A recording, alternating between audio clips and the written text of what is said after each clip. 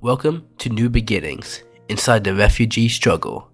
I'm Nitin Balaji, and today we're looking at one of the most devastating but often overlooked consequences of displacement, the way it impacts not just one person or one generation, but entire families for decades. When someone is forced to flee their home, the impact doesn't stop with them. Their children and even their grandchildren inherit the struggles of displacement, statelessness, lack of education, limited job opportunities, and the emotional weight of uncertainty. For many refugee families, life doesn't just pause when they leave their homeland, and it enters a cycle of instability that can last a lifetime. One of the biggest challenges faced by generations of refugees is statelessness. A refugee who flees their country often loses their legal identity in the process. They may be stripped of their citizenship, or they may come from a group that was never recognized as citizens in the first place.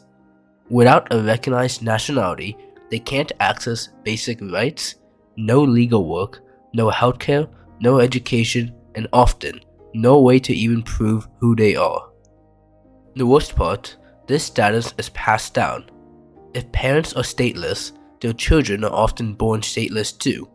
This means they grow up without birth certificates, without legal recognition, and without the ability to build a secure future. In many countries, stateless refugees can't own property, get official jobs, or even move freely. A child born in a refugee camp may live their entire life there, never knowing any other reality. And what happens when a child grows up without education? The next generation faces the same struggles.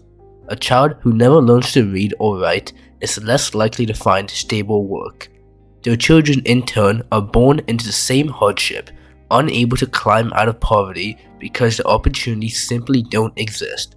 The cycle continues. Imagine growing up in a country that doesn't recognize you. You've lived there your entire life, but because you're a refugee, you don't have the right to work legally. Your parents, despite their skills, are forced into underpaid or dangerous jobs just to survive. You see them struggle every day, and when it's your turn to build a future, you realize the doors are still closed. Without legal status, many refugees are stuck in informal labor, low-paying, unstable jobs where they are easily exploited. And for many, even these opportunities are out of reach. Some countries don't allow refugees to work at all. Others limit them to specific, low-wage jobs. And when one generation can't establish financial security, the next inherits that same instability. Beyond the legal and economic struggles, there's a psychological impact of growing up displaced. Many second-generation refugees live with a deep sense of not belonging. They may feel disconnected from their parents' homeland, but also unwelcome in the country where they were born. They struggle with questions of identity. Where do they truly belong when no place fully accepts them? For children growing up in refugees' families, the weight of their parents' struggles is impossible to ignore. They see the sacrifices, the hardships, the fear of deportation, the desperation to survive. They grow up knowing that stability is fragile, that their future is uncertain. The stress and trauma of displacement don't just disappear, it lingers, shaping generations in ways that are hard to measure. So what can be done?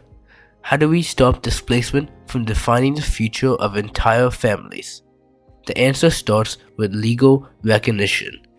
Governments must create pathways for refugees to obtain citizenship or residency so their children don't inherit statelessness. Education must be prioritized, not just basic schooling, but access to higher education and job training that can give refugee youth a real chance to build a future. And economic opportunities need to expand, allowing refugees to work, earn, and contribute to the communities they live in. And for those who want to help, there are ways to take action. Supporting organizations that provide education, legal assistance, and job training for refugees can make a real difference.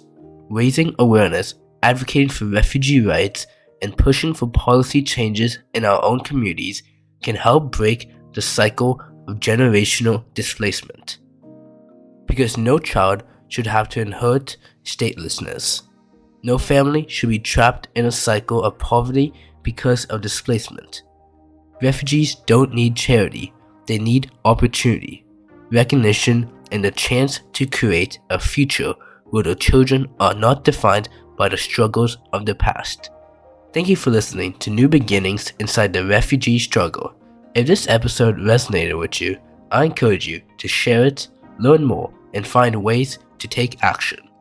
Every effort, no matter how small, contributes to breaking the cycle of displacement. Until next time, stay informed, stay compassionate, and remember, every voice, including yours, has the power to make a difference.